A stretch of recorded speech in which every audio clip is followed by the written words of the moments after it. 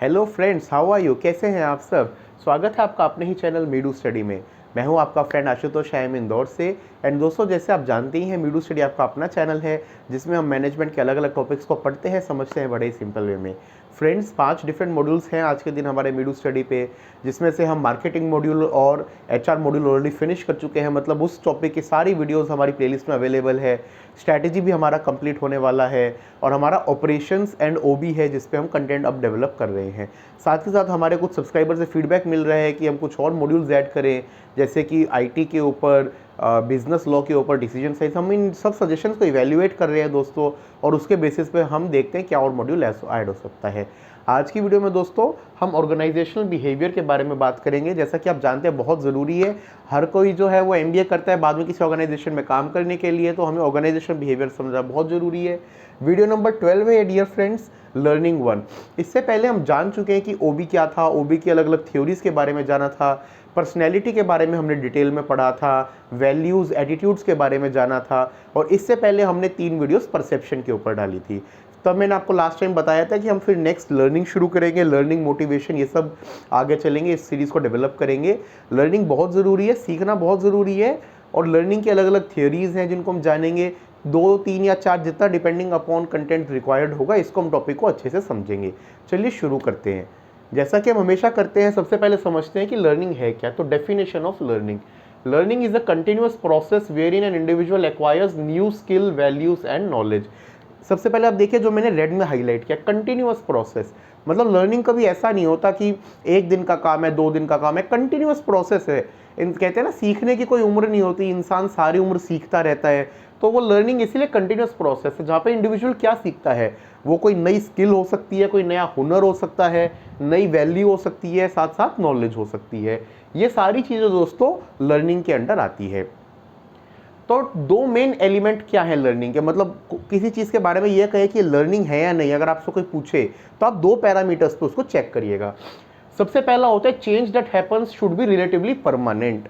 मतलब ऐसा ना हो, देखिए अब वो ये बात है, हम किसी सेमिनार में गए, 2 घंटे सुन के आए, ठीक है, 2 दिन उन चीज़ों का इंप्लीमेंट किया, टाइम से उठे, ये किया वो किया, उसके बाद तीसरे दिन उसको भूल गए, उसको लर्निंग नहीं बोलेंगे। जो चेंज हमारे अंदर आ रहा है लर्निंग से, वो परमानेंट होना चाहिए relatively. This implies that there should be change in behaviour of individual after going through learning. एक बिहेवियर में चेंज आना चाहिए। Now this can be positive और नेगेटिव। वो कैसे हो सकता है? मान लीजिए जब वो कोई आप ऑफिस में गए, अपनी नई जॉब में गए हैं, शुरू के कुछ दिन में देखा यार यहाँ पे तो लोग बड़े फ्रेंडली हैं, बॉस भी अच्छा है, सीखने का माहौल है, तो वो आपके अंदर एक पॉजिटिव चेंज लेके आएगा, आप लर्निंग एटीट्यूड आएगा आपके अंदर पॉजिटिव। यही इसका उल्टा समझिए, आप गए वहाँ पे हर कोई जो है वो आपको दिख रहा है अनसेटिस्फाइड है, कंपनी का कल्चर बहुत ख़राब है, ना कोई टाइमिंग है ना कुछ है, लोग काम पे ध्यान नहीं देते, तो आपके अंदर भी एक नेगेटिविटी आने लगेगी। तो इसलिए कहते हैं कि the change can be positive या नेगेटिव। दूसरा parameter, change should be result of an experience और practice, not due to biological maturation. Experience या प्रैक्टिस से आना चाहिए। तो लर्निंग के लिए बहुत ज़रूरी है कि एक्सपीरियंस या प्रैक्टिस से आ रहा है, बायोलॉजिकल मैच्योरेशन से नहीं। देखिए जैसे जैसे उम्र बढ़ती है, कुछ चीज़ों से इंसान वैसे सीखता है ना। अब एक बच्चा है, जैसे जैसे वो बड़ा हो रहा है, वो खाना अपने हाथ से खाना सीखेगा, वो वॉशरूम खुद यूज़ करना सीखेगा, उसको लर्निंग नहीं कह सकते, वो तो उसकी बायोलॉजिकल मैच्योरेशन के हिसाब से उसको कुछ चेंजेस उसके अंदर आ रहे हैं। जो एक्सपीरियंस या प्रैक्टिस से आदमी के अंदर आता है ना, वो लर्निंग है। तो कोई भी आपसे पूछे कि ये चीज़ लर्निंग में है या नहीं, तो 2 चीज़ें देखिए, चेंज जो है वो रिलेटिवली परमानेंट हो, और एक्सपीरियंस या प्रैक्टिस से वो आ रहा हो। ये 2 मेन एलिमेंट होते हैं दोस्तों लर्निंग के। थ्योरीज ऑफ लर्निंग: लर्निंग को लेके बहुत सारी थ्योरीज दी गई हैं। हम 4 मेन थ्योरीज के बारे में समझेंगे और इनको बड़े डिटेल में मैं आपको बताऊंगा। पहली है क्लासिकल कंडीशनिंग थ्योरी, दूसरी है ऑपरेंट या इंस्ट्रूमेंटल कंडीशनिंग थ्योरी, तीसरी है कॉग्निटिव लर्निंग थ्योरी, और चौथी है सोशल लर्निंग थ्योरी। अभी आप ये नाम देख लीजिए, एक एक करके हम इन थ्योरीज को पढ़ेंगे। 2 थ्योरीज को आज की वीडियो में करेंगे, बाकी नेक्स्ट वीडियो में कंटिन्यू करेंगे। चलिए सबसे पुरानी और पहली थ्योरी से शुरू करते हैं, जो कि है दोस्तों क्लासिकल कंडीशनिंग थ्योरी। अब इन थ्योरीज में ओबी में दोस्तों ऑब्जेक्टिव पॉइंट ऑफ व्यू से ये भी जरूरी होता है कि आप ध्यान रखें थ्योरी किसने दी थी। तो ये थ्योरी दी थी इवान पावलोव ने। इवान पावलोव ने क्या कहा था? उसने रिलेशनशिप पढ़ी थी बिटवीन स्टिमुलस एंड रिस्पॉन्स। अब स्टिमुलस एंड रिस्पॉन्स क्या होता है? स्टिमुलस मतलब कोई चीज़ जो आपके सराउंडिंग में हो रही है, और उसके अनुरूप जो आपका जवाब होता है उसको कहते हैं रिस्पॉन्स। आपको एक एग्जांपल देता हूँ। आप बाहर निकले, ठीक है, सर्दी का मौसम है, आपने जैकेट जो है वो आपके हाथ में है, एकदम से बहुत ठंडी हवा लगी, वो स्टिम्युलस था, आपने एकदम से जैकेट पहनी, वो रिस्पॉन्स है। कोई एकदम से आपकी तरफ ऐसे पंच लेके आता है, आप पीछे हो जाते हैं, वो क्या है? हाथ लेके आना स्टिम्युलस है, आपका पीछे होना रिस्पॉन्स है। तो पावलोव ने रिलेशनशिप पढ़ी थी स्टिम्युलस और रिस्पॉन्स के बीच में। He wanted to study reflex response of a particular stimulus that characterize the behavior of individual or animal। तो वो देखना चाहता था कि एक इंसान या इवन एक जानवर में भी कोई रिफ्लेक्स एक्शन क्या है जब एक पर्टिकुलर स्टिमुलस दिया जाए जो उसके बिहेवियर का पार्ट बन जाए।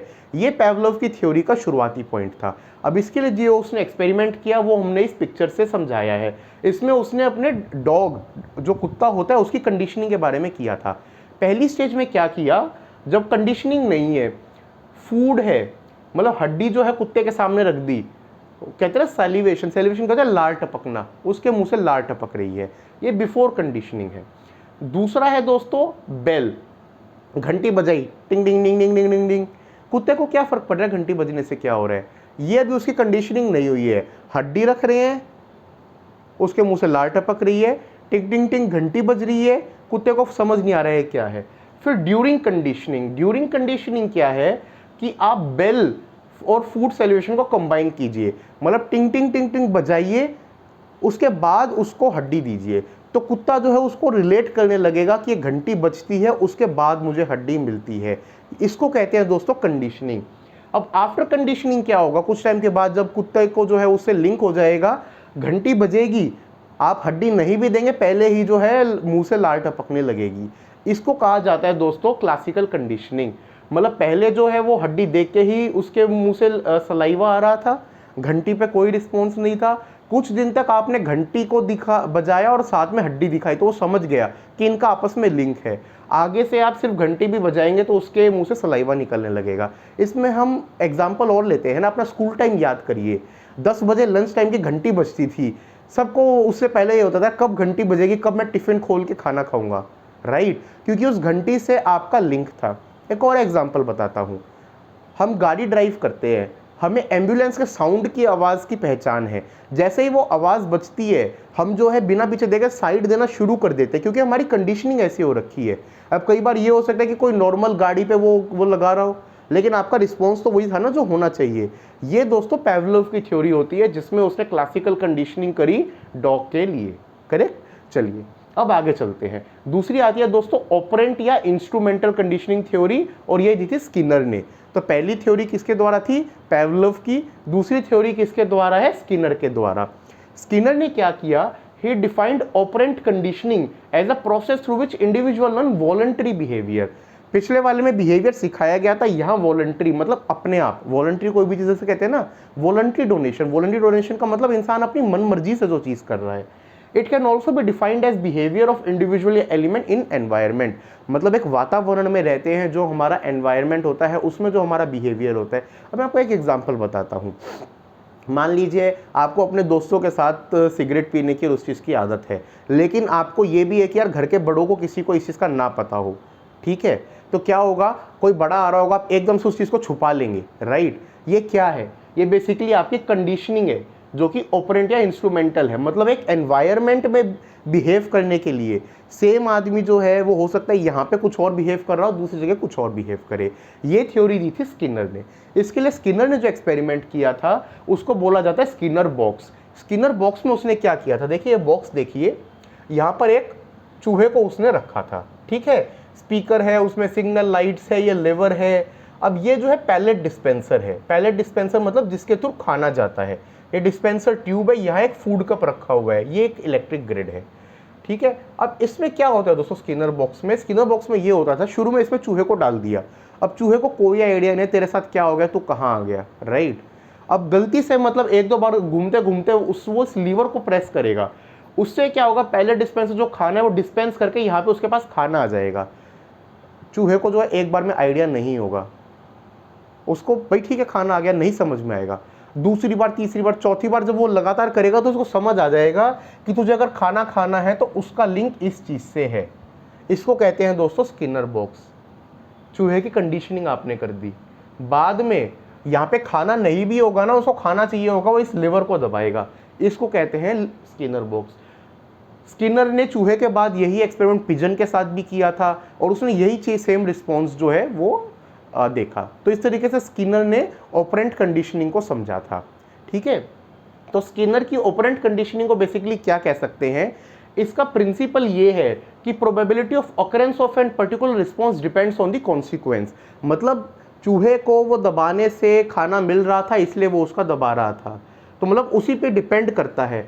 अब इससे मतलब आप समझ लीजिए, चूहा प्रेस कर रहा है और मान लीजिए उसको खाना नहीं मिलता, धीरे धीरे रिस्पॉन्स कम होने लगेगा ना और इवेंचुअली ख़त्म हो जाएगा।